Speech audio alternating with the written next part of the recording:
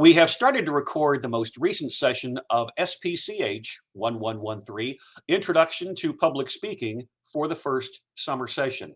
It is Wednesday, June 7th, 2023. This is Demonstrative Speech Day 1. Those of you who are watching the video after the fact, notice our start time is a little bit later live, primarily because of this reason. I want to make certain that all of the presentations that you have sent me are easily available for everyone during a live class to see and to hear. You put a lot of time and effort into these, and it's really important that everything be shown exactly the way that you want them to be seen, in this case, for any kind of demonstrative activity. I had one individual send me an email last night to my SAU address indicating they were having some internet issues. It happens in an online course. So if you're in that position, make certain that you get me your data tonight or by class time tomorrow. Those of you who are scheduled to go on day 2, I will play all of those first, and then if there's anyone today who had a particular technical issue, we'll go ahead and play those as well. A friendly reminder before we get into our presentations for the day.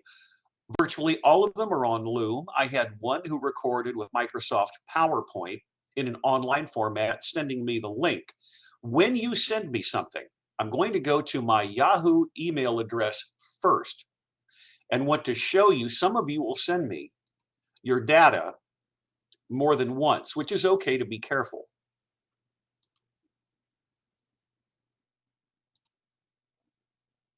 Some of you are still sending material to my SAU email address. If that's the case, I will just forward it to my Yahoo. So here are some of the folks who are speaking today: Sams, Brown, Henderson, Brewer, Green, and Dean. If you're not on that list, again, double check to make certain that you sent stuff to me, because now when you look on this side, occasionally my Yahoo email address does not recognize addresses that are new. So I'm always checking my spam, and I'm always checking my SAU email address. If any of you are sending me something in a format such as Loom, this is what Jordan sent to me.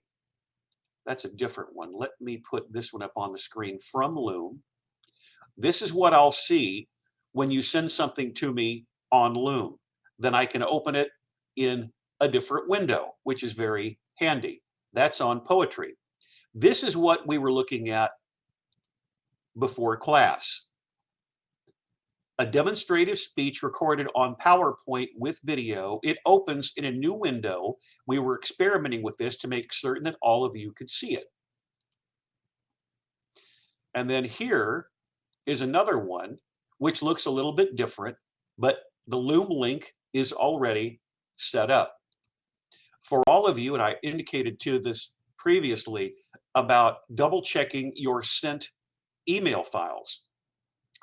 Always be very, very careful and make certain that before you go to bed or before you get away from the computer after you've practiced, that you go into your sent file, whether it's Loom, whether it's PowerPoint, like we saw with video attached, to make certain that everything works. Then I don't have to send you an email indicating you need to send it to me again because there's a problem. Let's return to Blackboard for this reason.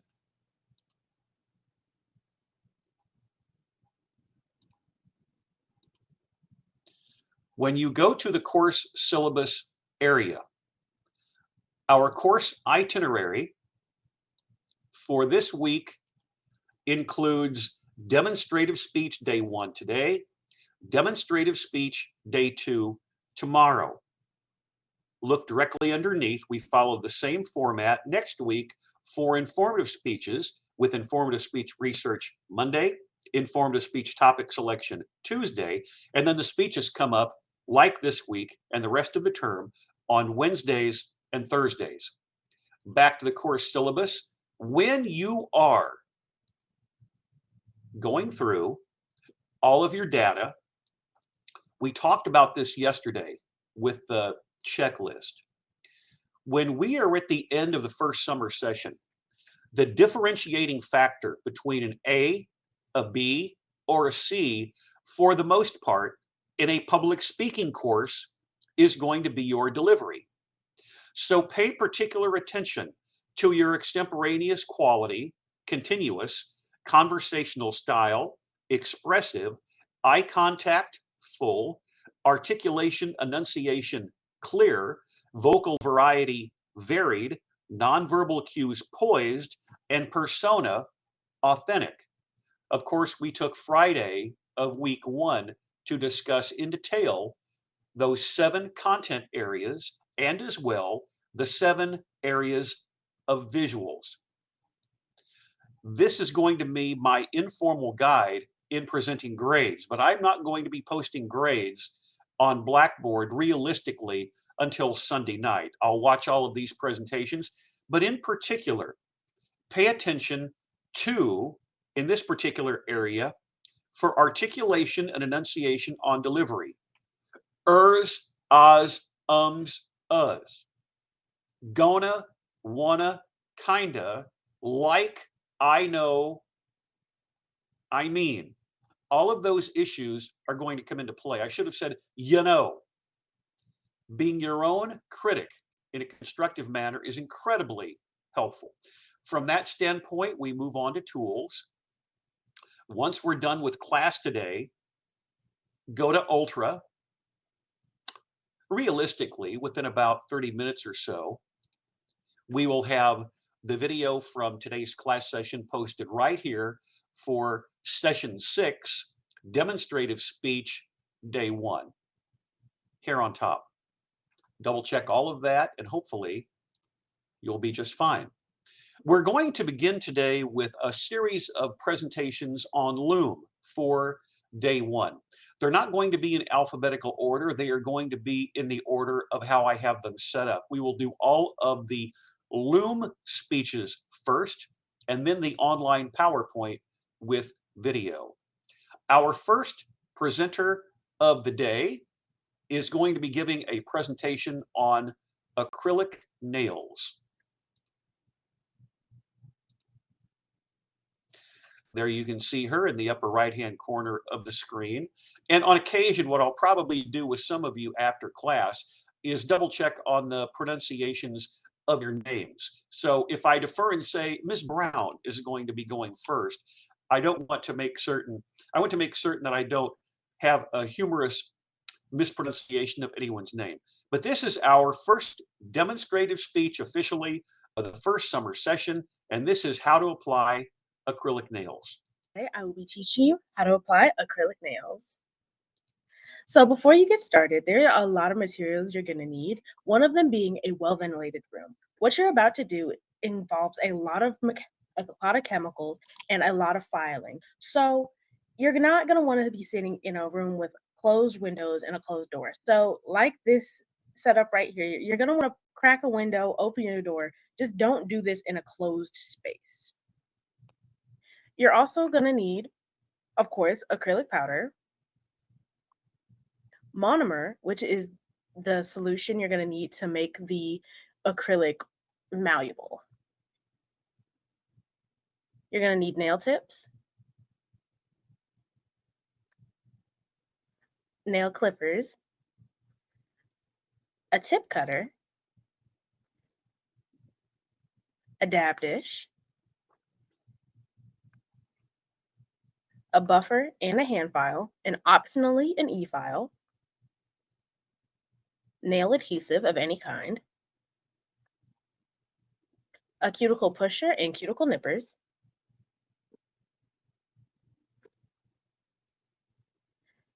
so when you start off, your nails are going to look something like this.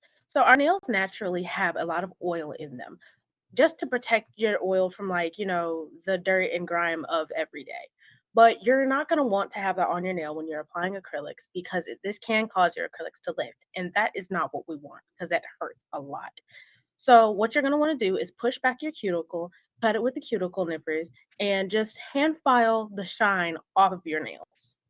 Your nails are going to look something like this when you're all done, and you're going to be ready to go.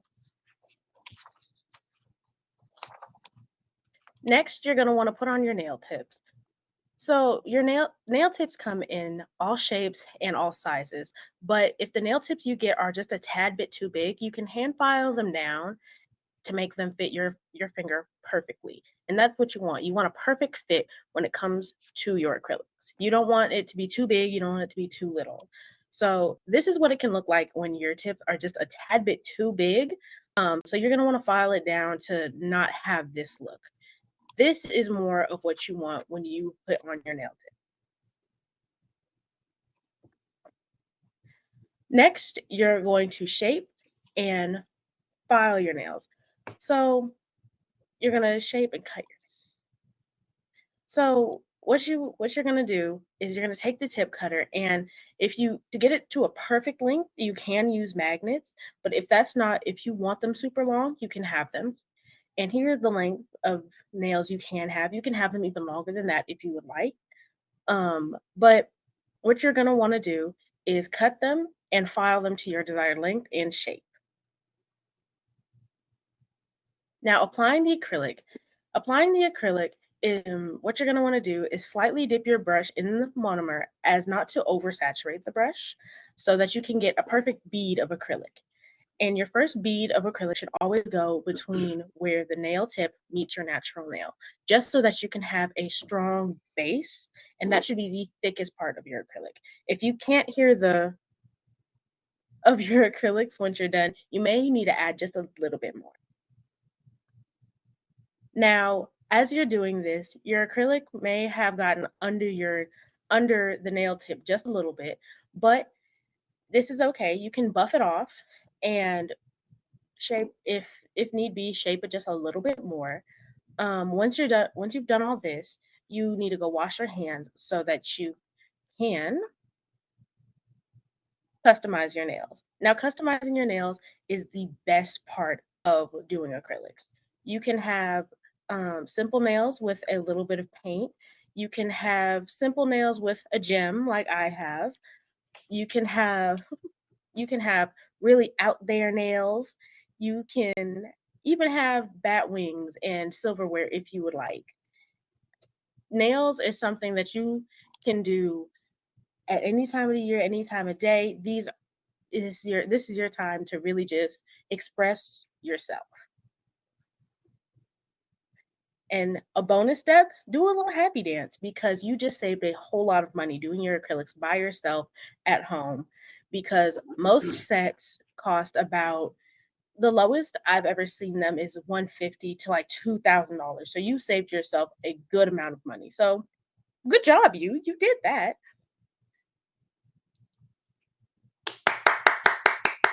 Hello, I'm Brianna, and And I'll today be I will be doing that teaching you. for everyone.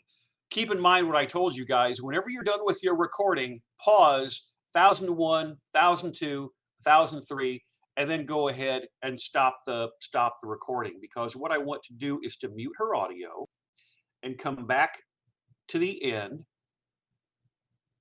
It's very interesting to note that for all of you, your level of comfort regarding delivery is going to improve as time goes on. With that said, you'll notice that our first speaker comes across in a very comfortable fashion on camera, very likable, very knowledgeable. All of you are going to have issues with grammar early on, and I'll get to that, but always in such a manner where I'll say, there are some things that you need to work on, but right now it's really not going to affect your grade. For all of you, whenever you go back and watch the videos over and over again, you might see something and cringe, but it's an issue, not an error. It is an issue to learn from. Let's examine some of her visuals. There's a title slide on how to apply acrylic nails. There truly is an art form to that. Those of you who are with me live may be laughing because when you see my webcam on the bottom of the screen while her video is on, I'm turning my head sideways because one of the elements that you see at the end in terms of a visual with a final product is a nail that looks like a spoon, a fork, something I didn't even know existed. All of the material that you have on a title slide is going to lay the groundwork for an effective presentation because it shows the level of sophistication that you bring to the topic. Little things matter. having all of these visuals on the screen, because the images will certainly help in terms of you being conversational and extemporaneous. The other part of it is this. Notice where she placed her webcam. I'm very favorable to anyone being in the upper right-hand portion of the screen, but it all depends upon your stylistic approach. Remember the visuals from the Loom website.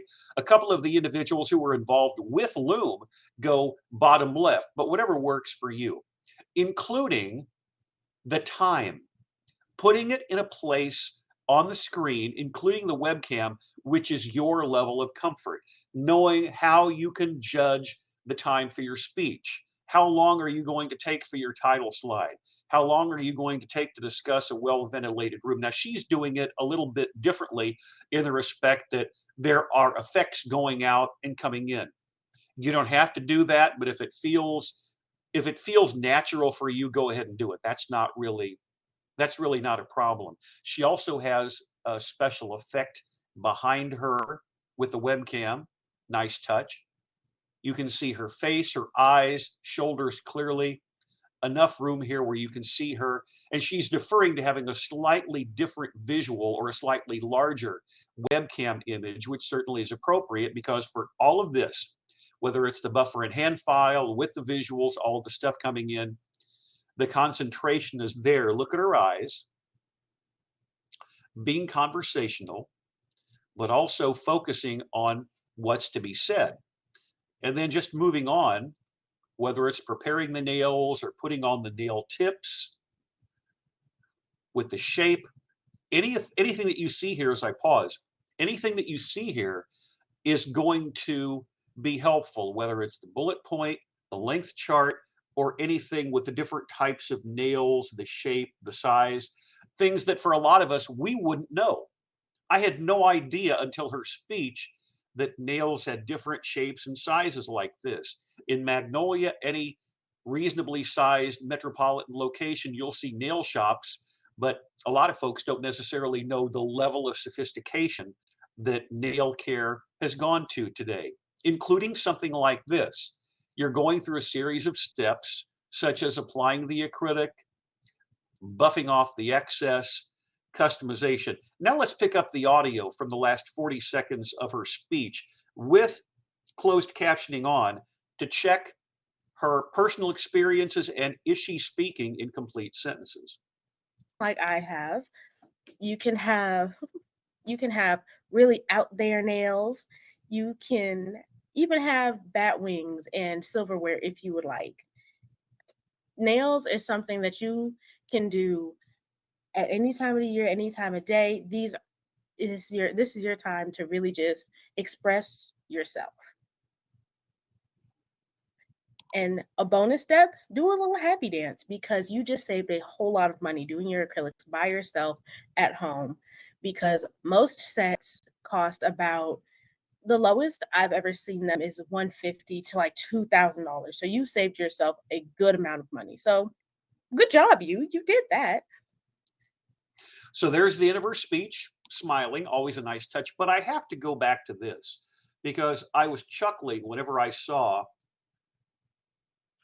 and I'll take off closed captioning, the image on the left in terms of the practicality, but it also shows you, or the car on the right, who comes up with these ideas, but it also is very representative of the creativity that all of you provide for your topics. In this case, how to apply acrylic nails. So you got us off to a very nice start for the first summer session. I should mention though, all of you, whenever you're watching your presentations, there may be something verbally that you go back and cringe and think, oh my gosh, I rely on that phrase. In my case, on occasion, I might say now, or I might say so, primarily because I don't want to use a vocalic, but occasionally I'll fill in the blank with something. Some of you might say gonna, wanna, kinda, those kinds of things, and I certainly can understand that, but she got us off to a good start. That brings us to our second speech of the day, and this is Jordan, and he is going to be discussing poetry.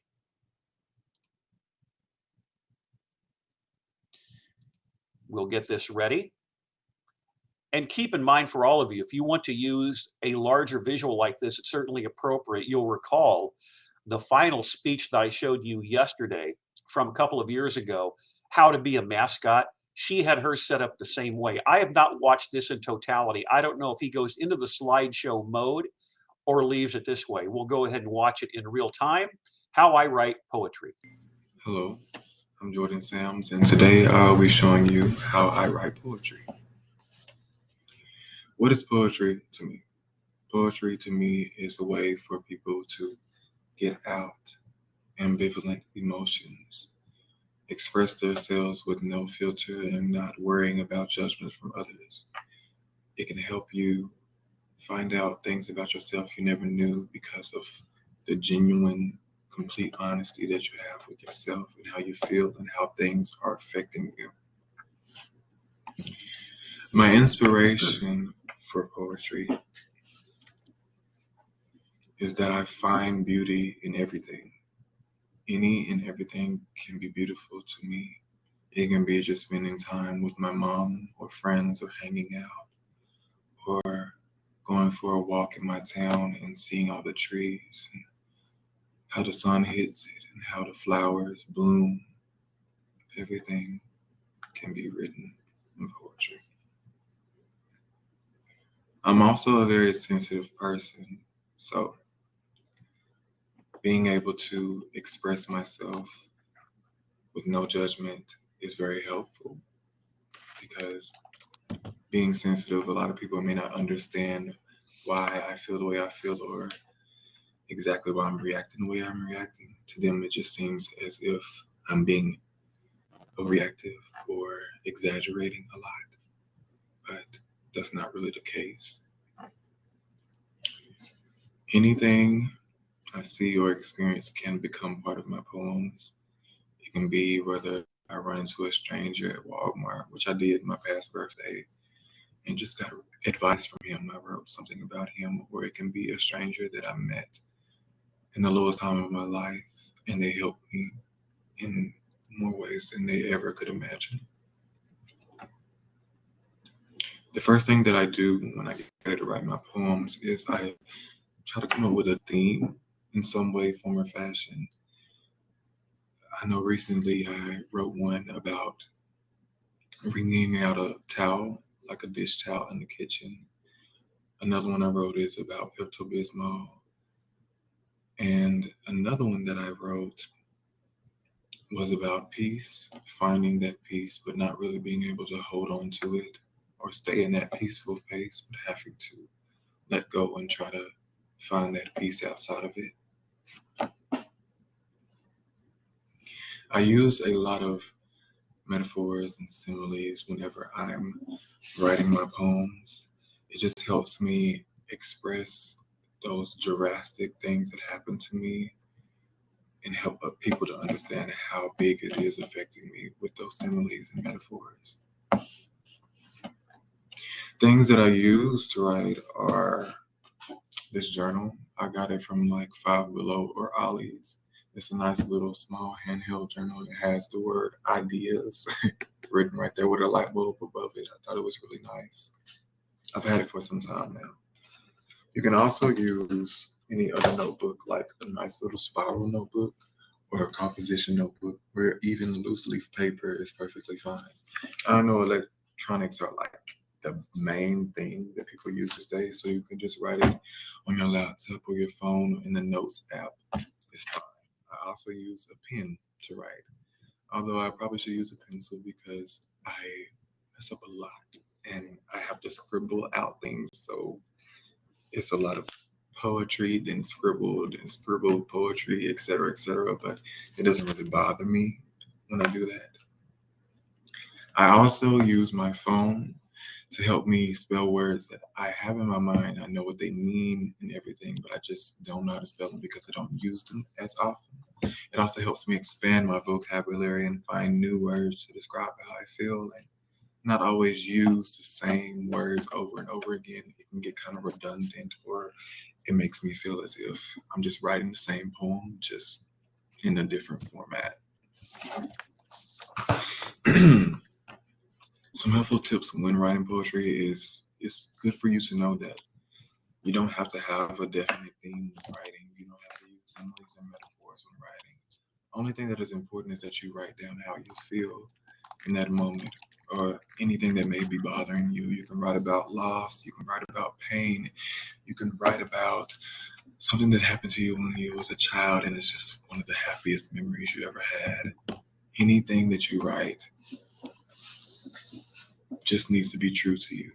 It doesn't matter what anyone else says. It doesn't matter how anyone else may feel about it. It's all about you and you expressing yourself. Now I would like to read to you one of my poems, and I hope you enjoy it.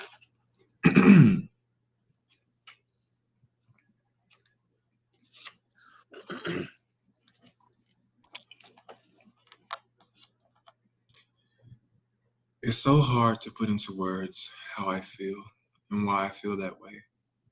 And when I do find the words, they don't do just for how deep of a pit I'm in. I can't get you to understand something you've never experienced. I'm not just sad, bored, over exaggerating. This is real. I feel this despair daily, all the time. That's why I can't be idle for too long. It's a real illness, and it's eating me alive while I keep a poker face.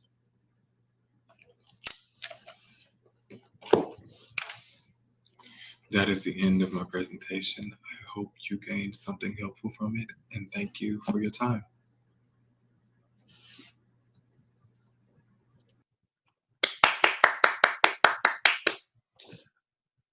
One of the positive elements of teaching a course like this is to go into detail with whatever is of interest to you. For example, with our first presentation on acrylic nails, in this case, examining poetry. I would say though, Jordan, you'll want to make certain that in the future, we go into the slideshow mode and make sure this is full. Then you can experiment with the size of your webcam and put it into a location where it's not going to obscure text. For this presentation, don't worry about it. The first speech in a course like this, you're getting the bugs out of the system, you're making sure that Loom works, you're making certain that everything is exactly the way that you want. However, I would also double check to see whether or not you can incorporate a ring light into this, but small issues for the time being. We can see them clearly, at least with the size of the webcam. Timer, very similar to our first speaker. Let's go back, mute the audio, double check some of his slides. One of the challenges, of course, when you have it in something other than the slideshow mode is any potential areas that are going to be coming up for spelling are going to be underlined. When you go into slideshow mode, that goes away. What is poetry to me? We have an appropriate design in terms of color, the consistency of the font, how you can express emotions, the inspiration, conversational here, talking about it from a serious perspective, things that I use to write. This is important because those of you who are very creative, that are writers or poets, you may not necessarily use a journal or a pen. Maybe you're using your smartphone, or maybe you're doing it a little bit differently where inspiration comes to you in different ways. But in this case, he can talk about instances with a journal or instances with a pen or using his phone to chronicle something in real time. And there he is, he's holding up the phone. Some of the helpful tips with what amounts to 6 different bullet points, not necessarily discussing them all. But then when we get to the end where he wants to read one of his poetry, let's go ahead and pick this up in real time.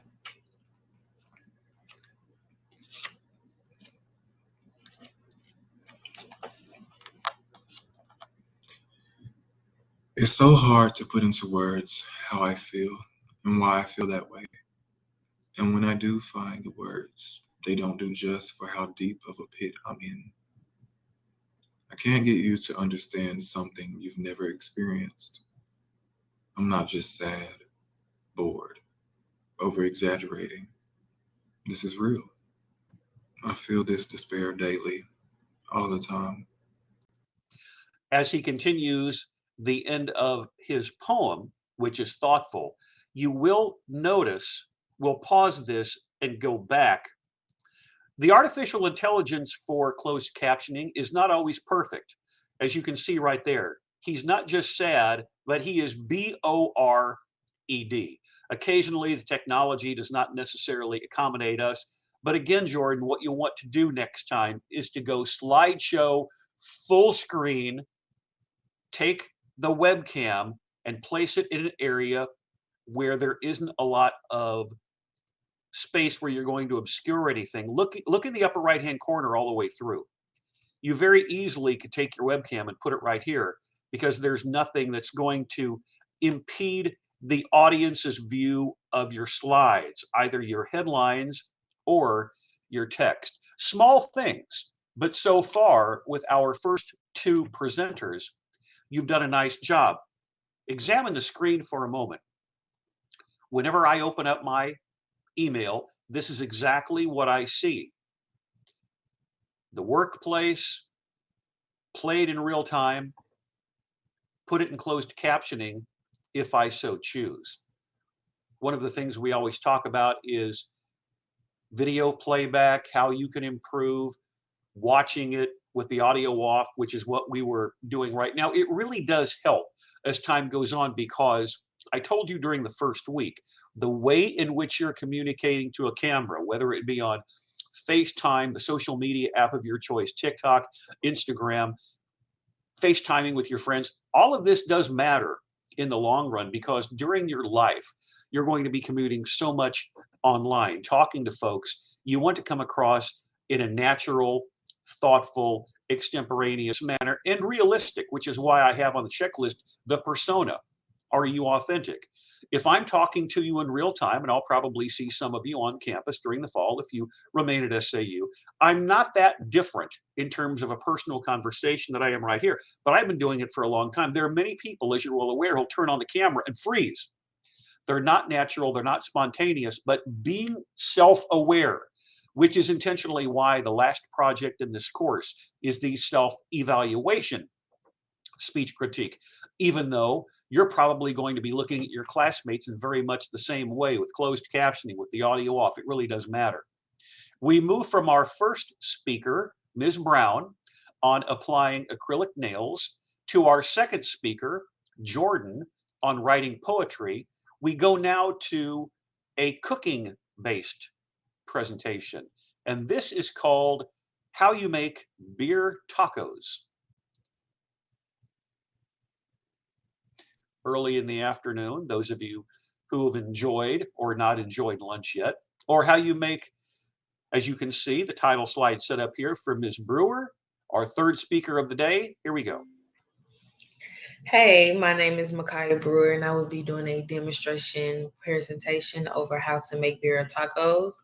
I chose to do this presentation over beer tacos because I really, really love tacos, and I would like y'all to try them out. So, step one is to remove the seeds from the chilies. The easiest way I found to remove the seeds is to cut the top off the chilies with kitchen shears. Next, you would like to cut the chilies along the edge and open them like a book to expose the seeds inside. If you're the type of person that really just likes spicy things, then you can keep the seeds up in there. But if you don't, then I highly suggest cutting the seeds because the seeds contain heat and they will really, really have your mouth hot. So I scrape out all of the seeds and set them aside until needed.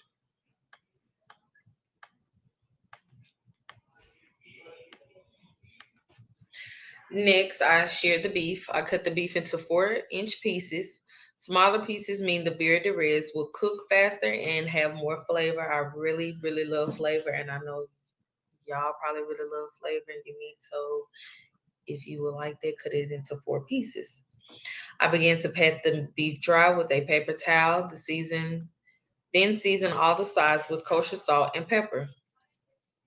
Sear the beef in batches in a oven over medium-high heat. Step 3 is to make the sauce. The sauce can be very, very spicy, or you can make it a lemony flavor, whichever you prefer. But in a separate skillet, I dry toast the whole spice over medium heat until fragrant. Now it's time to scrape up those brown bits. I heat up some oil and beef drippings, add onions and saute until softened, and add the garlic and saute for 1 minute. I begin to add the toasted spice to the pot, followed by the seeded chilies, tomatoes, apple cider and vinegar, etc. Make sure to use 3 cups of beef broth. Bring it to a simmer for 10 to 3 minutes until the peppers are very soft. I then transfer the mixture to a high power blender and puree until smooth.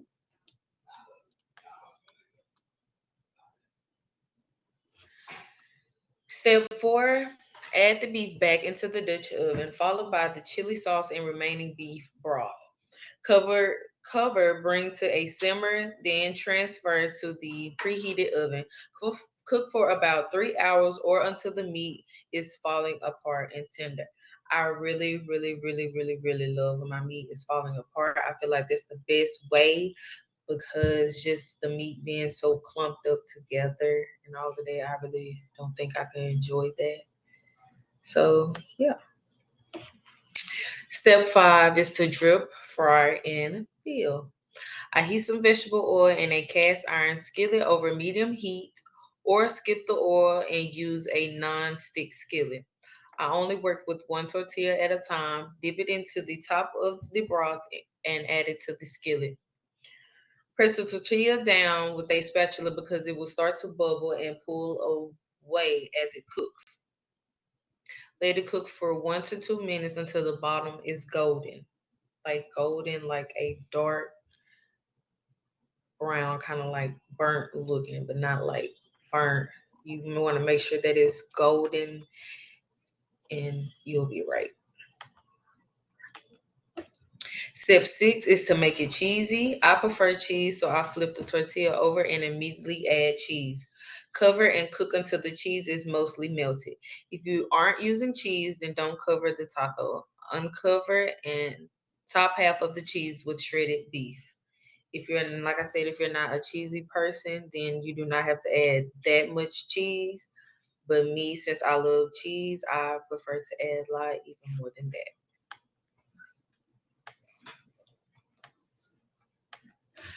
And step 7 is to enjoy. Cook until the bottom of the tortilla is lightly charred. Then fold the tortilla over in half to form a taco and enjoy.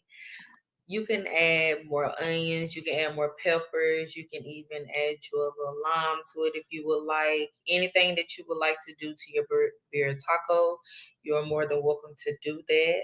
Thank you, and I hope you enjoyed. And if you decide to make you some beer tacos, I hope you enjoy it. Thank you.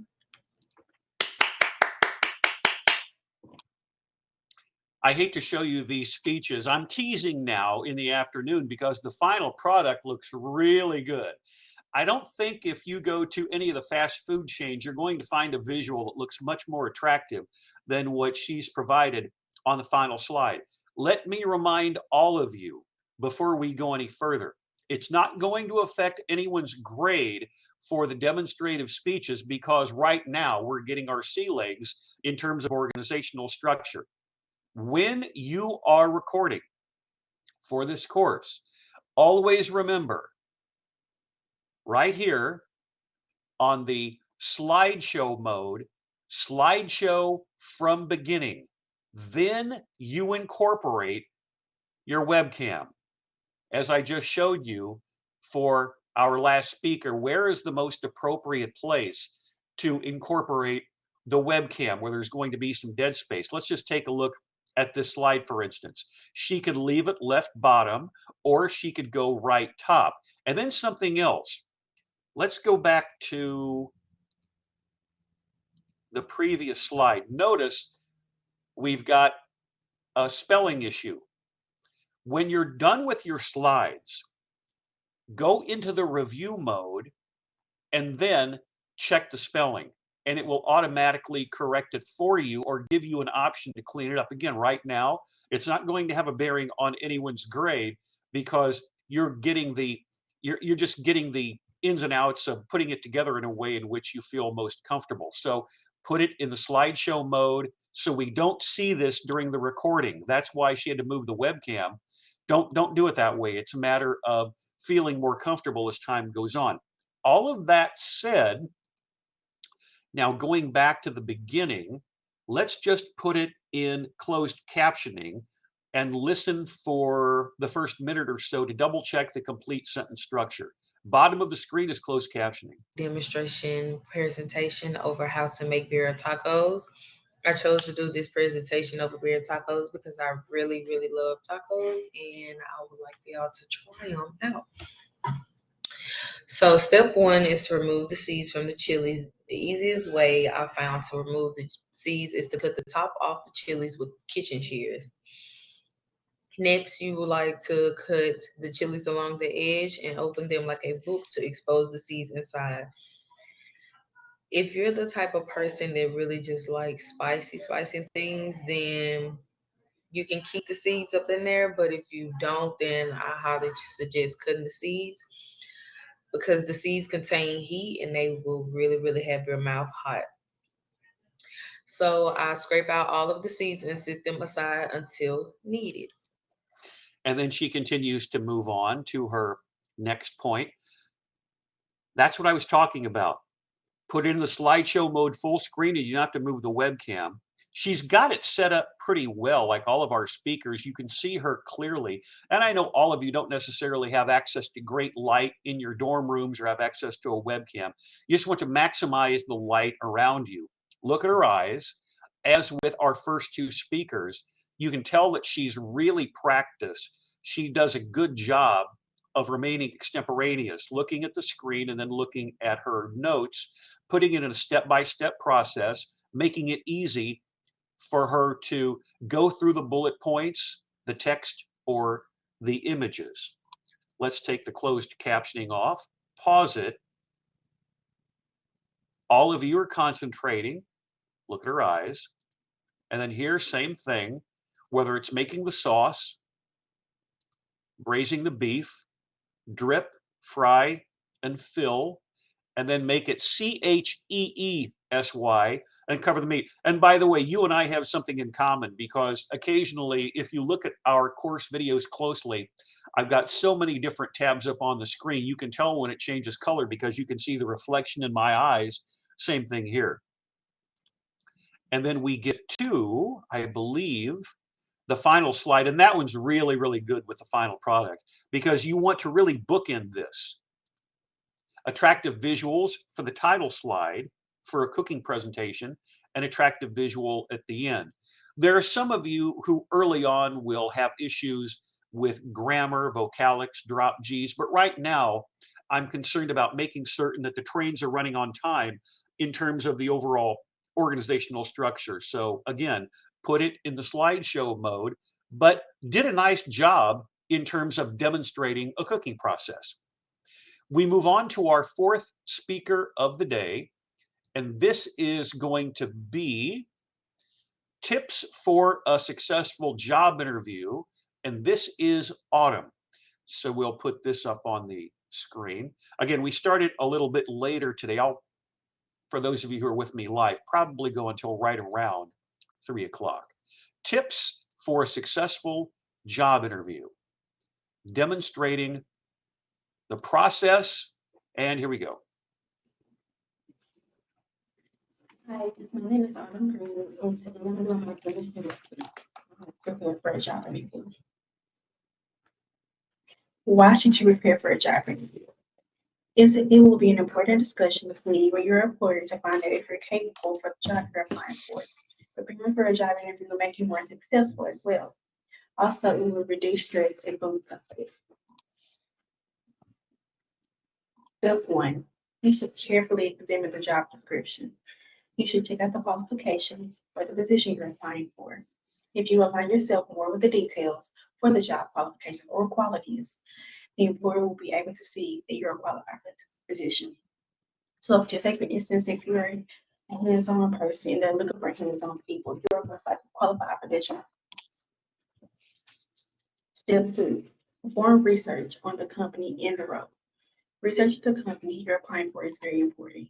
It will help you prepare thoughtful questions for the interviewer, and they will also see that you did your research and will have most likely a higher chance of wanting to hire you. Step three, practice body language in speaking. Stand in the mirror and speaking properly and eye contact is very important. You should not start any sentences with or repeat yourself over and over again. You should not slouch or move around until the interviewer, even if you are nervous. But just stand proud and be loud and just be confident. Spend time practicing with trusted friends and family members to critique you on the interview process. So anybody that you trust or anybody you go to, just have them help you through the interview process. Step four, prepare thoughtful questions for the interviewer. You should take the time before the interview to prepare yourself with questions. So ask some questions like, why do you enjoy working here? What was a typical day here for you? And just simple questions like that. You should always ask questions after the interview. And you should also not ask about the pay right away, but some jobs is fine with that. Step five, print a hard copy of your resume. Having multiple copies shows the interviewer you're prepared and organized. Be honest on your resume because you don't want to go through a process of lying and they find out and not want to hire you. So always be honest with your resume. And also have references that are very important, especially they'll reach out to people and see which people like. Step six, dress professionally. Do not wear jeans or clothes that show too much skin. Wear neutral colors such as black, navy, gray, and brown. Women should wear pants or dresses to their knees, and men should wear matching suits such as the matching jacket, pants, with tie, and shoes. But dressing professionally to a job interview is very important. Step seven, arrive on time.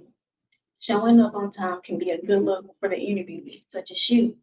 Be at least 15 minutes early to get your thoughts together and to review answers to questions that might be given to you at the interview.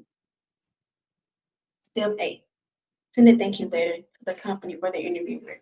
It is not required, but I believe that is important.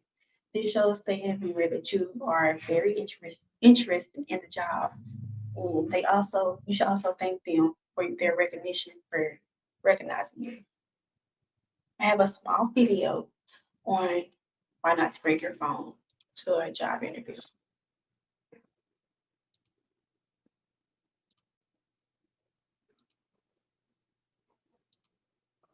That you've arrived. While you're waiting for the interviewer, stay focused and don't use your phone. Use the waiting time to breathe calmly and get used to your surroundings.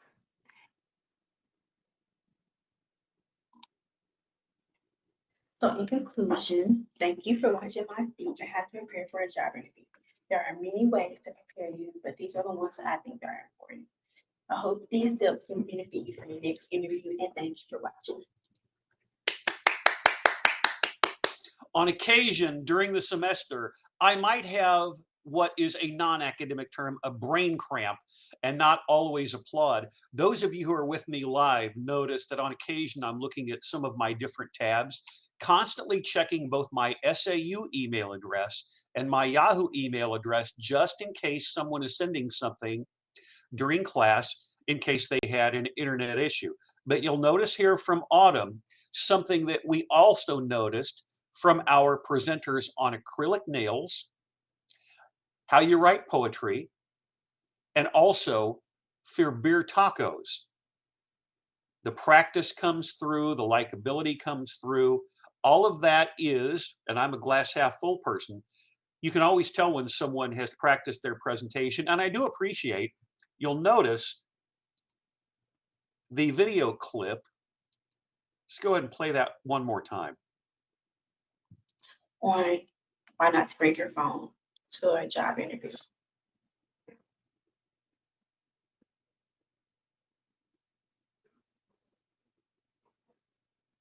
That you've arrived. While you're waiting for the interviewer, stay focused and don't use your phone. Use the waiting time to breathe calmly and get used to your surroundings.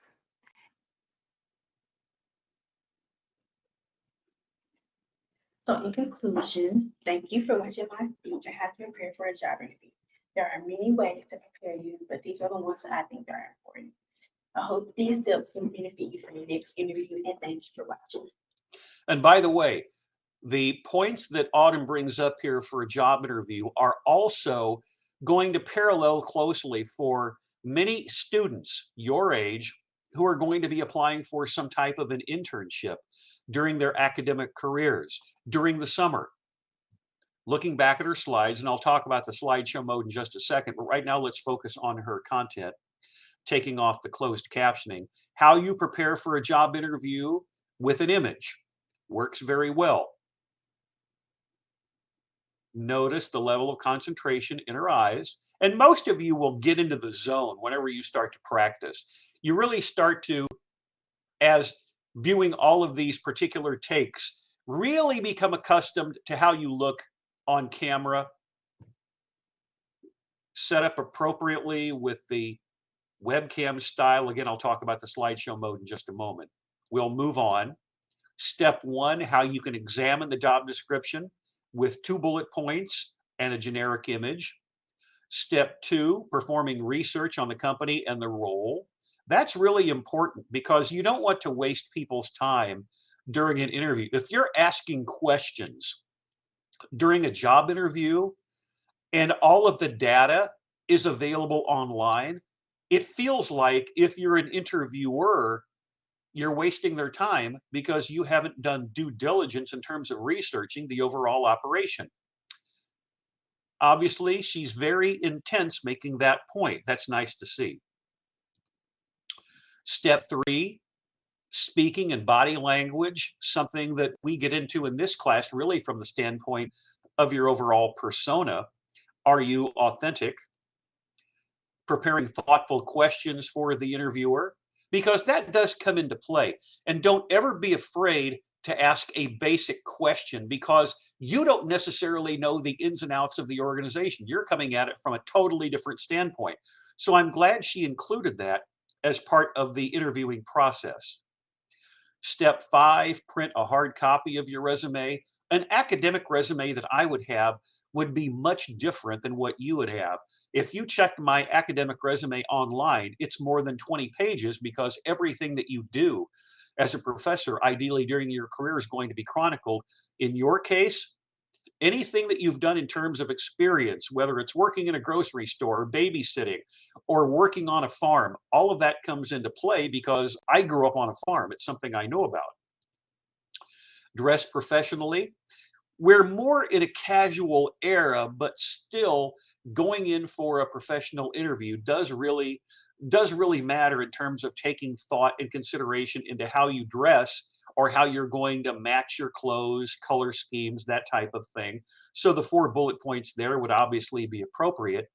Arrive to your interview on time. You don't want to get there too early, but if you show up a couple of minutes before, that sends a sign. If you're not showing up on time for the interview, if you get the job or the internship, are you going to show up on time there as well or not? So being early is a little bit early is never going to hurt you. It shows that you care.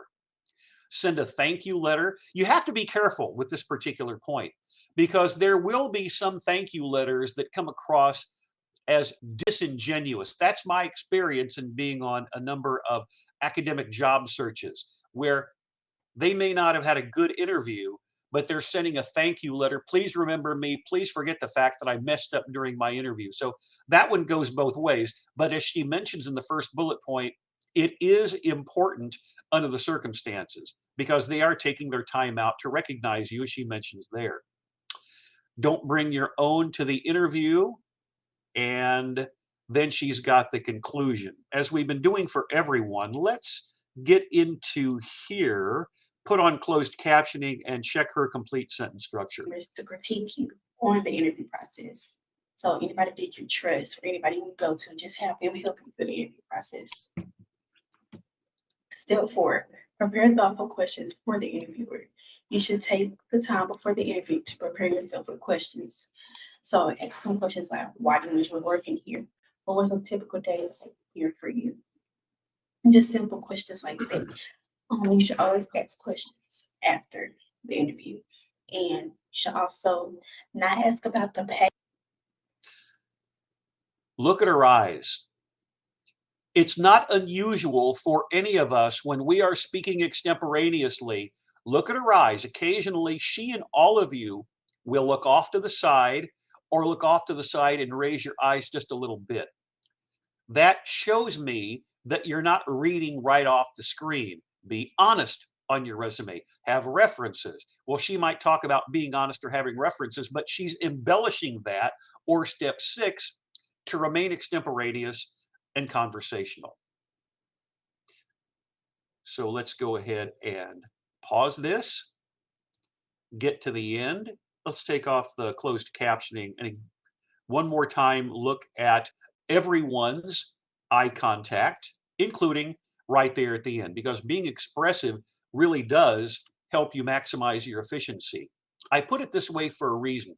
Keep in mind for all of you guys that go slideshow from beginning, so all we see is this. I don't want to see this. I want to see this, and then incorporate your webcam on the full screen. As I indicated right now, go widescreen one more time. Right now, this is not going to have any bearing on your grade, so continue to practice in that regard. But so far, knock on acrylic, so far so good. We're off to a very positive start. We move on to our 5th presenter of the day, and this is also cooking. This is Destiny, and she is talking about stir fry. Put it on the screen for you to see. We'll make it full screen in just a moment. For all of you, if you're recording during the daytime, sunlight coming in from outside can be an issue. Right now, it's not going to affect anyone's grade. For all of you, always double check your background. Can you get away from the light? Can you move it or close the blinds? But again, right now, it's no big deal. We're going to focus on how to cook stir fry. She's gone into the slideshow mode where all we see are the slides. Slideshow from beginning, whether it's in realistically for most of you, Microsoft PowerPoint or Google Slides. We move into a cooking speech. Here we go. How to cook stir fry. Destiny Dave. Today I'm going to show you how to make the stir fry that I cook at my house. Yeah, let's get this started. Ingredients. You'll need fajita meat, cucumbers, bell peppers, onions, salt and pepper, Creole, garlic powder, garlic sauce, and Worcestershire sauce, and butter. This is going to be everything that you'll need for the ingredients and the stuff you'll use to cook. How to prep for the meal. You're going to want to cut the fajita meat into strips. Just nice even strips is all you're going to need to do for that part. And then you're going to want to cut the vegetables into strips, nice even strips. A lot. You want to cut a lot. And then you're going to season the meat and vegetables with all the seasonings that I'll provide you with to be able to cook the meal. You're going to want to put the stove on high and get the skillet hot, really, really hot. Then you're going to want to put the butter in the skillet, get the butter all melted and everything. Once the butter is melted, then you're going to want to add the meat to the skillet with the seasonings and everything. Then you want to cook the meat halfway. There's a reasoning to this. When you cook it halfway, it'll be all tender and everything, and then you're going to want to add the vegetables in with it, which that's on the next slide. You're going to add the vegetables, and once you add the vegetables, you're going to want to let the vegetables simmer a little bit. You don't want to cook them too long, so when they're black, you want them just right. So, that being said, you're going to let it sit on low. And when you let it sit on low, all the steam builds up into the skillet because you put a lid on this skillet. And when you do that, all the steam makes the vegetables all like soft and everything. And then you're going to want to stir occasionally. And there's a reasoning to this. You don't want the meat, the vegetables, all that sitting there and sticking to the skillet. That's something you do not want to do because it will mess up the whole meal. Because if you just let it sit there, the meat, vegetables, and everything will stick to it. The sauces and seasoning and all that will just stick to the bottom of the skillet, and then you won't have no flavor to the meat and vegetables. And this is the final product to my meal. And now I'm going to spice a little bit more to it. With that being said, you're going to want to have, you can add guacamole, you can add the pico de gallo, all that for extra sides and all, like what you want to put on it. You can put tortillas, queso, whatever else, like your typical Mexican restaurant food wise. But I just do mine a little different. And so this is the final touch. Yeah. But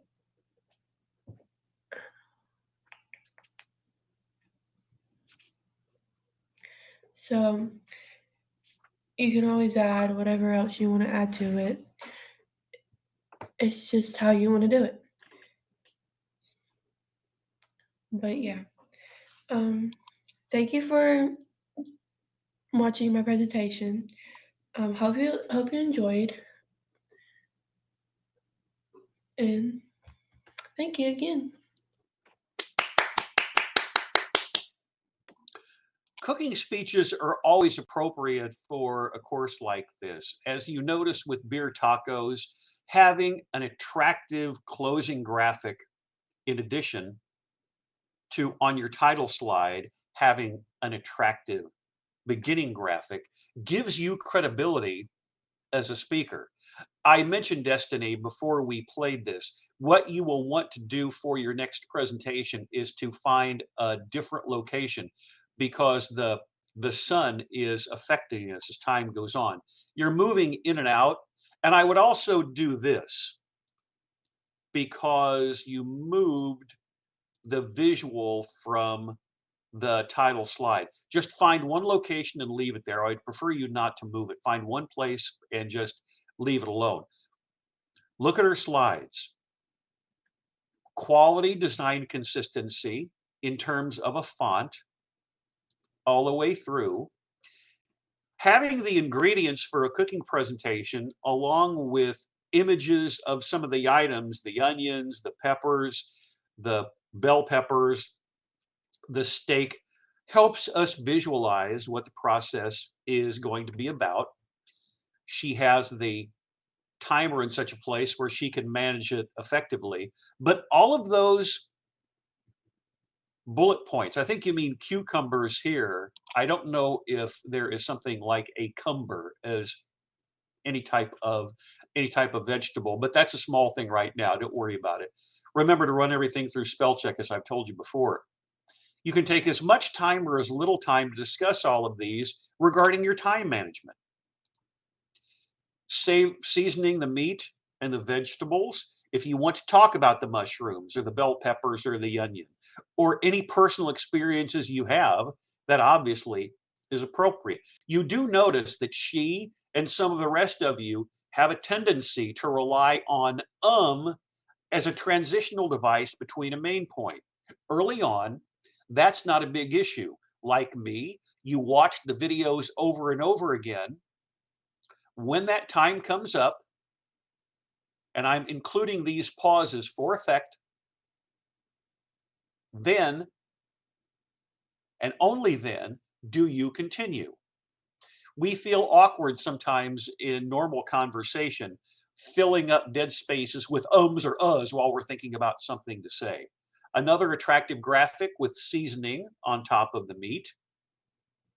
Let them sit on low in the skillet. I believe you mean to say stir occasionally. Then we get to the end of the presentation. She does a pretty good job, as all of you are, by really making a conscious effort to remain extemporaneous. The more all of you do this, the smoother you're going to be, which is why we'll break these down into your eye contact or put closed captioning on. Let's check out a little bit of her verbal approach in terms of complete sentences. And then you're going to season the meat and vegetables with all the seasonings that I provide you with to be able to cook the meal. You're going to want to put the stove on high and get the skillet hot, really, really hot. Then you're going to want to put the butter in the skillet, get the butter all melted and everything. Once the butter is melted, then you're going to want to add the meat to the. I was wondering where that sound effect came from. I didn't know if it came from my computer or whether or not it was coming from hers, and actually it was coming from hers.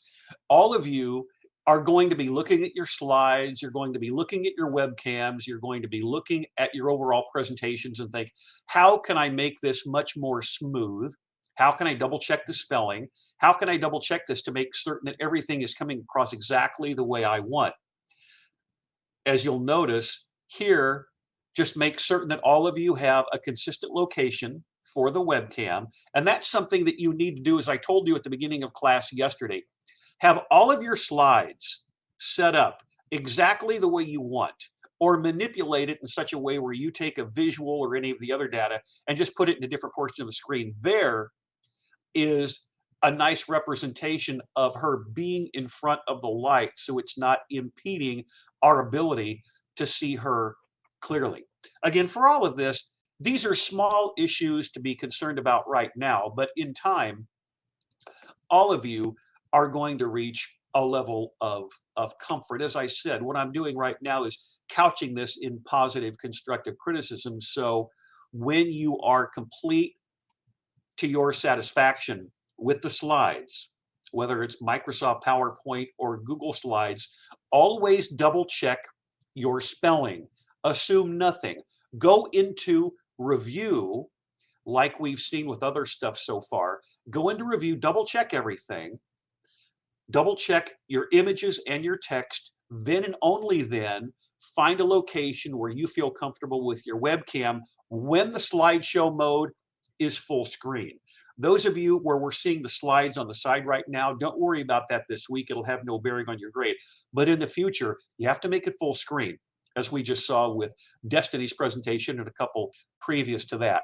We have gone from acrylic nails to beer tacos to poetry,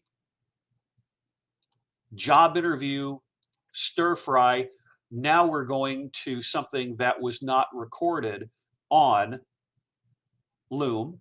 This is actually Microsoft PowerPoint with visuals. And let me go to my email address real quick and show you one more time, as I did at the beginning of class, what this looks like when you send it to me in a format other than Loom. And you have seen that in other class periods whenever I put Loom up on the screen. If you're sending something to me in a slightly different format, and I'm a media person, I believe in transparency, and I also think that everything is content. This is the email that she sent, and you open up the demonstrative speech file here with online PowerPoint. It opens up online so I can show it to you. In that case, it works fine. But just for your benefit, as you noticed before class, I did download it and save it as an MP4 file. So I have the ability now, if I like it later on, to upload it to YouTube. This is her demonstrative speech using online PowerPoint. Before we started to officially record class, we were playing this to make certain that the audio would be available for all of you to hear. So in this case, I will go to slideshow from beginning, and we'll go ahead and play it. Now notice what happens. We're not going to see any of these from beginning. It'll be full slides with audio. Here we go. Hi, my name is Zari Henderson, and today I will be giving my demonstrative speech on how to braid hair for Introduction to Public Speaking, first summer session. A little history of braids. Braids can be traced back to 5,000 years in the African culture.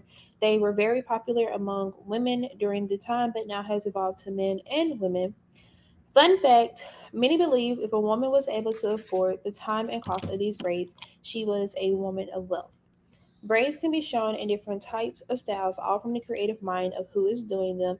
And in today, I will be showing you how to do a basic cornrow, but I believe if you know how to do a cornrow, then you will know how to do any type of braids, such as box braids, knotless, etc. Just know that it takes time and practice to get it all down. Some products that you would need is a comb, specifically a rat tail comb, even though it is not shown here. Hair gel, doesn't matter what kind of hair gel. My specific type of hair gel that I like to use is any gel that is a strong holding braiding gel that also keeps your hair from turning white or flaking up. You will also need hair ties and hair clips, any type of hair clips. As you can see, there's bobby pins and different types of claw clips shown in the background to just help you pin away excess hair that you are not trying to braid at the moment. Also weave if wanted or needed to add length and style to your braids. First steps, you want to start off with freshly washed and blow dried hair. I believe that this makes for easy parting and easy braiding. Also, it is really nice to have a clean scalp when braiding hair. First, to part the hair, take a comb and part out a section of hair that you would like to start braiding. This is just your rough part because you will need to go back in with gel to define your part. So go across your parting with gel and use comb to straighten out your line. As you can see, my second picture here is my rough parting for what I did to part a cornrow. And then after that, my third picture is my part after I've gone through and used my gel to clean up my parting. To start braiding hair, when starting braiding the hair, split the hair into 3 sections. As you can see in my top picture, I have 3 sections circled. My red is my C/left strand, yellow is my B/middle strand, and blue is my A right strand. These 3 sections are what you're going to use to start any braid that you desire. Grab your 3 sections in your fingers. As you can see in my bottom left picture, I have my thumb and my pointer finger open. That is to grab my that is to grab my hair. And grab your 3 sections in your fingers, take the left strand C and slip it under the middle strand B. And I do have a video to better explain it for anybody that is a visual learner. Now take the right strand A and slip it under the strand that is now the middle strand C. As you can see in the right picture, my fingers are now at a different position. That's because I was in the process of getting ready to take my right strand A and slip it underneath my new middle section. As you do that and you form your braid, gradually add loose hair so you can start forming your braid all the way down. Here I have my first video tutorial of me performing a cornrow on my good friend, and he has natural hair. And as you can see in the video, I continue to have my 3 sections. Each time I'm taking a new section and slipping it under the middle, keeping my thumb and pointer finger open to grab each section, whether it's to the left or to the right. Might have to detangle the hair a little bit because it can get a little tangled, but you can just see that I'm forming my braid as I go, adding hair and braiding all the way down. Here in my next video, you can see me doing a braid on a person who has dreadlocks. And while this is a little bit of a different technique because you're just grabbing a dread at a time, I still remain my 3 sections, and I still remain adding hair and slipping underneath each one another for each section. And when braiding hair, I like to think of it as a crossing under motion because you're constantly crossing under and under each other to form the braid. And you can just see that I'm grabbing a dread, adding it to the right or to the left, keeping my pointer and my middle finger open to grab each strand and forming the braid all the way down. And here you can just see that I am finishing off the braid and just continue to braid down, crossing under as I go. So this is the end of my presentation. I would just like to say that braiding takes time. Nothing is ever perfect the first time you do, so I highly recommend just finding a friend or finding a model to braid on and just constantly practicing because practice takes time.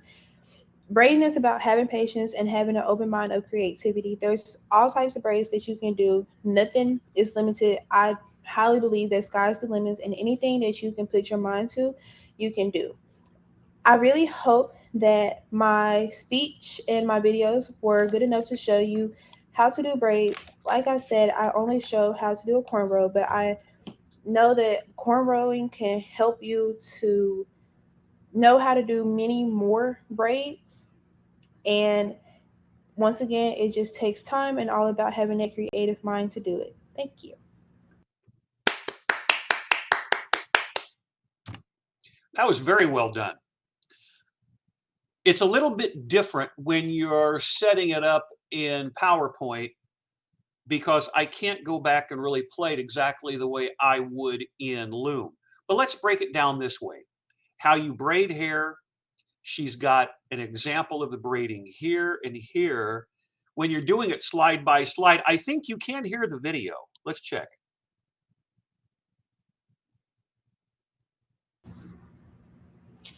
Hi, my name is Zari Henderson, and today. So it does play that way. You'll recall that in one of our previous speeches, one of them were examining data from an outside source and played a video clip as to a job interview. So it does play in this mode, but keep in mind, for all of you, when you're recording something on Loom, slideshow from beginning, or in this case, from the most recent slide. Hi, my name is Zari and it'll start to play. And today. In that particular mode. Let's look at her slides. The history of braids. Look at the design consistency all the way through with those bullet points where she can remain extemporaneous. You can actually play each of these individual video clips slide by slide here, but it would be really cumbersome, which is the reason for slideshow from beginning. What you will need, there's no clutter here. You have the headline, all of this information, including the gel, the comb, and then a little information here to help you remain extemporaneous and conversational. Some of the first steps, and what I really appreciated later on is her with the extended tutorial by just playing the video and examining the relevancy of particular styles of braid. Same thing here. For anyone who doesn't know how to braid or wants to braid, she makes it very easy to understand. Opens a little differently slide by slide. We'll see if her video comes up. To start braiding hair, when starting braiding the hair, split the hair into 3 sections. As you can see in my top picture, I have 3 sections circled. My red is my C As slash we've done left with strand, everyone else, yellow mute is the my B audio, slash middle strand, look at her eye and blue is contact. my A right strand. Is she These coming 3 sections are across? I what you're thought I going to muted the use to audio. start any braid. There we go. Is she coming across as someone who really knows her subject matter? As with all of you today, absolutely. And then here's the video tutorial. We'll play it in the window. I don't know if I can play them both this way. We'll see. May not be able to do it this way. I'll just go ahead and play this.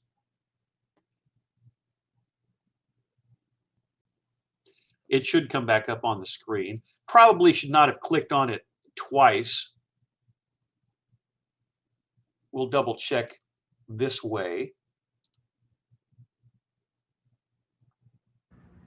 Here I have my first video tutorial of me performing a cornrow on my good friend, and he has natural hair. And as you can see in the video, I continue to have my 3 sections. Each time I'm taking a new section and slipping it under the middle, keeping my That's the type of thing that gives you real credibility as a speaker with a video tutorial, so you can demonstrate the process. If we were in the classroom, something such as hair care or makeup, the speaker would actually have someone in the front of the classroom doing something very differently here than you in might my do next video. online, but it's the same type of effect. And then we move on to the final slide. And I've been clicking on a lot of stuff, so hopefully it's not going to vaporize on me here. Double check to see what you see. There we go. Go from the video tutorial to the final slide. And then all of these from bottom to top are telling a story, on the history of braids, what you need, how to braid hair. So all of you guys so far are really doing good work. Are there going to be things to clean up? Absolutely. But so far, I think we're off to a very positive start. Our final speaker of the day just sent me her presentation. That's why I always check stuff during class from my SAU email address and also from my Yahoo address. And I think she was still speaking there. Occasionally, the PowerPoint material that's sent to me, I'm picking up the audio in my speaker, so I just went ahead and X'd out of that. Our final speaker of the day is going to be talking about how I apply a full face of makeup. Because we'll have more speakers tomorrow, I won't spend as many minutes time-wise talking about the 7 presentations today. But you get an idea of what I'm looking at whenever I'm evaluating your presentations. And you should do the same thing. Always with an eye on how can I take my content, my delivery, my visuals, and up my game and make everything better as time goes on. So it makes it easy for the professor to grade me. Here is our final speech on makeup.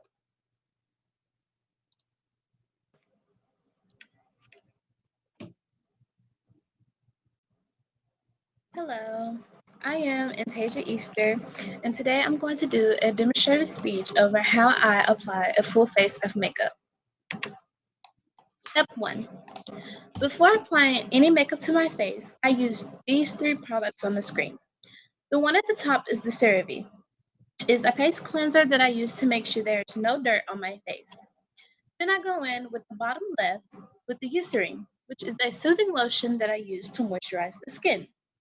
Then I go in with the bottom right, and that is the primer, which is the F-tone adjusting primer that I prefer to use to make sure that my face is set and that my makeup lasts all day. Step 2. I then begin my eyebrows. I set my eyebrows with an eyebrow gel. This is for it to last all day. Then I go in with the Anastasia brow pencil that I prefer to use, and I trace the shape that I desire. Once I'm happy with that, I apply a lighter concealer to the bottom of my eyebrow and then a neutral shade to the top to make sure that everything is defined the way that I want it. If I'm happy with that, I then blend it out. Step 3 is optional. I do this after my eyebrows, before any foundation or anything goes on, just in case I mess up. I put down a lighter shade of concealer on my eyelid just to make sure that the color pops more. And then I apply the shade that I desire and I smoothly blend it out. You can even put some at the bottom to give you a more smoky effect. Step 4. Um, I apply the foundation all over my face with a beauty blender, aka sponge. You want to have you want to have that damp, and you want to just gently dab it all over your face. And then after that, I go in with a neutral shade concealer, and I like to put that in the forehead area, the chin, and the upper lip, and sometimes even the nose if I'm contouring. And then I go in with a lighter shade of concealer underneath the eye to give me a more brighter look. It looks really good in like pictures and the flash on your camera. Step 5 is contour and setting powder. I do the setting powder first. I put that under the eye to not have that such dewy look, more of a matte finished look. And then I put that at the bottom of my cheekbones, and I put it on my chin and sometimes my upper lip. I then go in with the bronzer. This is where I can like sculpture my face and make it like the shape that I want it. Give me like defined cheekbones. I put that right here and with my jawline and my forehead. And after I've done all that, I then go in with a brush and I blend that bronzer and that setting powder all together. Step 6, the false lashes. I love these. It gives the makeup look a more glam look. Makes you stand out more, makes your makeup look better. I then go in with eyeliner. I like to put it underneath the eye. It gives you a more scandal look. Who doesn't, like a scandal look? I really do recommend that. Um, Then I put on my lip liner. I either use black or brown depending on how I feel that day. I trace my lips, or you can overline if you feel the desire for, bigger lips. I blend the liner out, and then I go in with either lipstick, lip gloss, and that gives you a good lip combo once you rub your lips together. Really recommend that. It gives the look a very nice look. Step 7 are the finishing touches, which is going to be highlighter, which is my favorite, especially when I go in the sunlight. I'm going to apply that right here and on my nose, my eyebrows, my inner corners, anywhere to make the look glow. It does not matter how much you apply. Just be mindful that it does shimmer and it pops out very nicely. After I've done all the hard work, I then go in with a setting spray to spray all over my face. I do about 6 or 7 sprays. It might seem like a lot, but it really helps the makeup look together all day. My conclusion is once you follow my steps, you will look like this.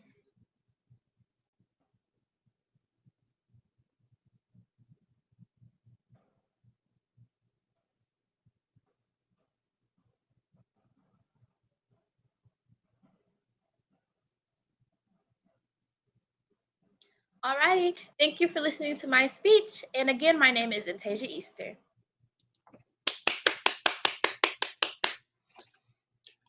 Occasionally, I'll be jotting down notes during presentations, and I'll go back and watch these later on. But during her speech, you may have noticed, for those of you who are with me live, because you can see my camera at the bottom of the screen through the live feed. And the word that I wrote down was personality. All of you are going to reach a level of comfort in front of the camera, and her personality comes through from beginning until end. And that really is important here to be an effective public speaker.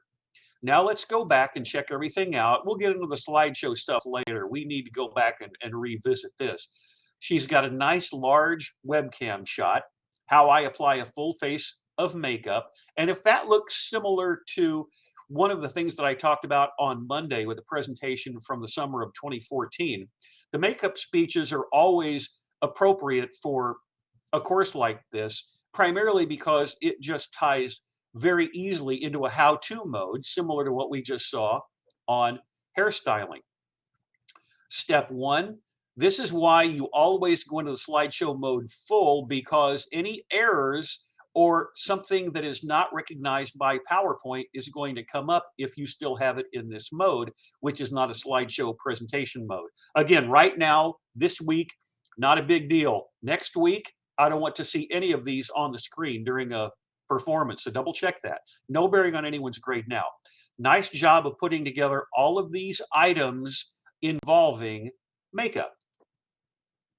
Look at her expressive nature as we go from one area to the next. Same thing here with step 2.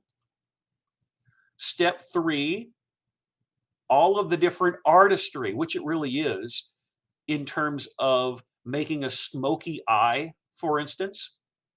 Step 4, and this is where when anyone says they're putting on their face, they really mean it, because there really is a process to doing this. For those of you who watch QVC Home Shopping Network, it's fascinating to see the befores and afters.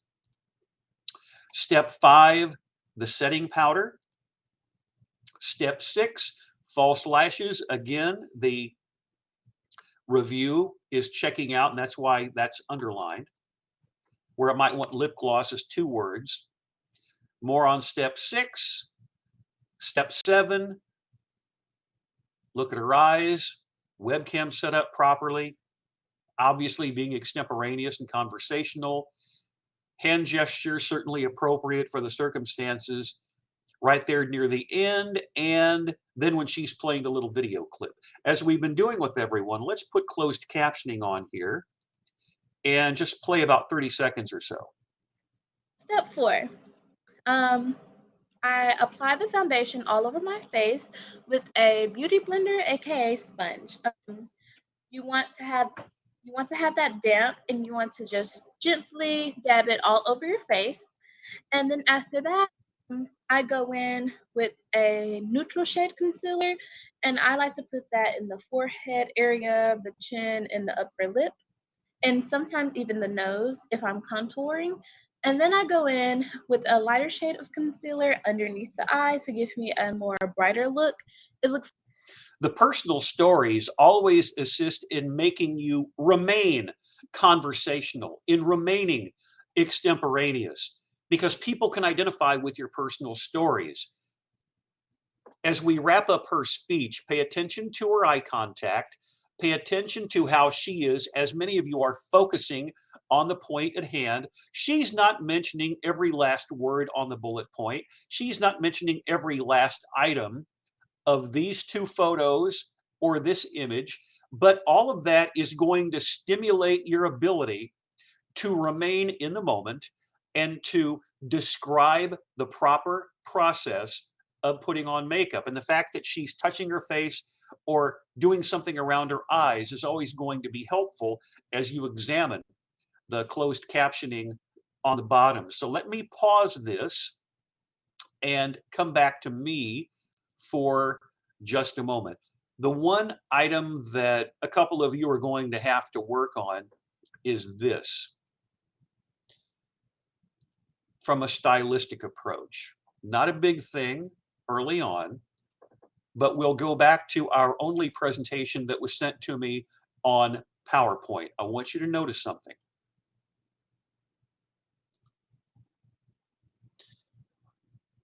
In this particular mode, I could review it and check the slide, or I could review it and check the spelling.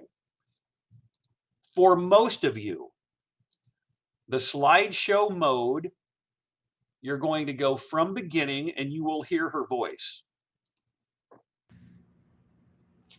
Hi, my name is Zari Henderson, and today I will be giving. But I'm going to pause that for the time being. For the rest of you who are in Loom, once we start your presentation, A little this history is what, of braids. Braids. Let me pause the audio there. This is all I should see, a full screen, and then you determine, in this case, she's in the bottom right-hand portion of the screen. I should never see all of the slides on the far left-hand side. All I should see is something like this. Not that, this. Hi, my name is Zari. That's where the video playback and the video analysis is so important for all of your improvement long term. As we conclude, we had presentations on acrylic nails, poetry, beer tacos, successful job interview, makeup, braiding hair. We're off to a very good start. I may have X'd out of one of those because I'm not certain I mentioned every last one. Those of you who are going to be speaking tomorrow, I will put Blackboard up on the screen to remind you of the course speech schedule. Malone, McCamey, Oliveris, Orvis, Perry, Ray, Roy, Sams, Tell, and Welch. Anyone who did not get a presentation to me today, let me know the reason why and then send it to me. There are going to be people who have something going on in their life. They may be on some type of visit or orientation at another university, but I need to know what's going on so I don't penalize anyone grade-wise, because all of you know from the first day of class what days you're going to be speaking on. And I don't want our class periods to run really, really long, because with 10 people a day maximum under the usual circumstances, these videos are going to be quite long. So you want to make absolutely certain that you're working on a regular schedule. When you're in Class Collaborate Ultra, after the course today, just go to menu, at recordings, and this is what you're going to see. Session 6 is going to be up on top. Keep that in mind for the rest of the term. We got off to a very positive start today. I mention it all the time, I suppose more so in an online course. Watching the videos of yourself and your classmates with the audio up, with the audio down, closed captioning on, closed captioning off, watching them in real time, going back and looking at your slides, going back and looking at your eye contact, looking at your hand gestures, all of that matters, including the way in which you are constructing the slides in terms of your overall storytelling ability.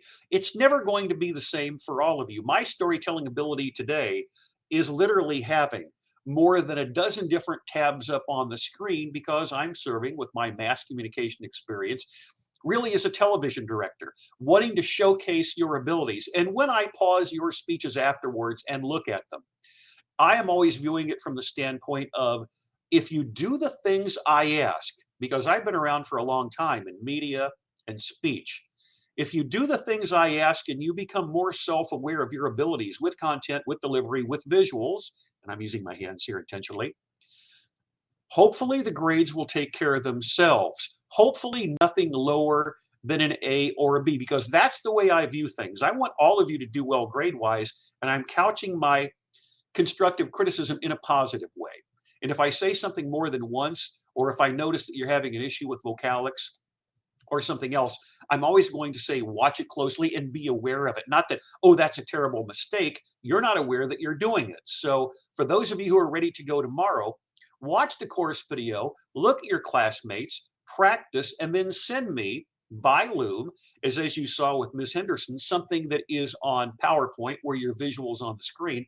Anything like that works, but always go slideshow from beginning, full screen, and only then do you put your webcam up on the screen. Not going to affect anybody's grade now because we're doing quite well, but let's make certain that week by week you become more polished. And by the end of the term, you're going to feel very comfortable as a public speaker. That's what I'm looking for. So let's continue the progress on day 2 tomorrow for demonstrative speeches.